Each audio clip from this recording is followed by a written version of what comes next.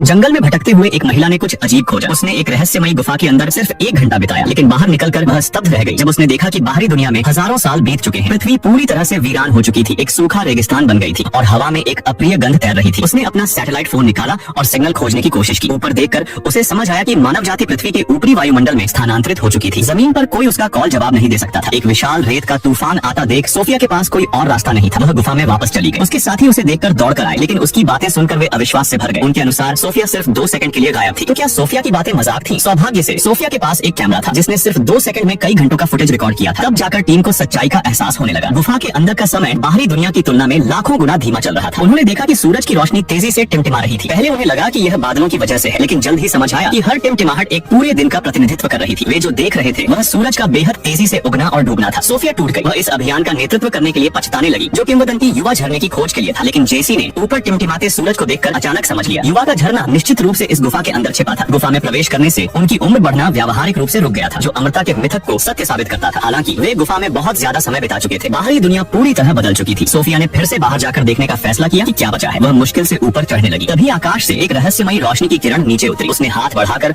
उस रोशनी को छुआ और किरण एक सीढ़ी के रूप में खुल गई। मैट ने समझा कि भविष्य से कोई उन्हें बचाने आया है। सोफिया उत्साह में सीढ़ी पर चढ़ने लगी, लेकिन तभी एक आकृति नीचे उतरने लगी। सोफिया पीछे हटी और उसे रास्ता दिया। यह भविष्य का एक मुखौटाधारी इंसान था। भविष्य के उस इंसान ने एक बटन दबाकर सीढ़ी को वापस लिया, लेकिन अचानक गुफा में छिपा एक आदिम इंसान बाहर निकला और जंगली हमला शुरू कर दिया। भविष्य के इंसान ने शांति से एक चमकती हुई जंजीर निकाली और हमलावर को आसानी से जमीन पर बांध दिया। उसने टीम की ओर देखा और वे डर कर भाग गए। सौभाग्य से उसकी गति धीमी थी, इसलिए वे कुछ दूरी तक भाग निकले। लेकिन चारों ओर देखने पर उन्होंने गौर किया कि गुफा के अंधेरे कोनों में और भी कई जंगली इंसान इकट्ठा थे। ऐसा लग रहा था कि पाषाण युग से ही लोग इस गुफा में प्रवेश करते आ रहे थे।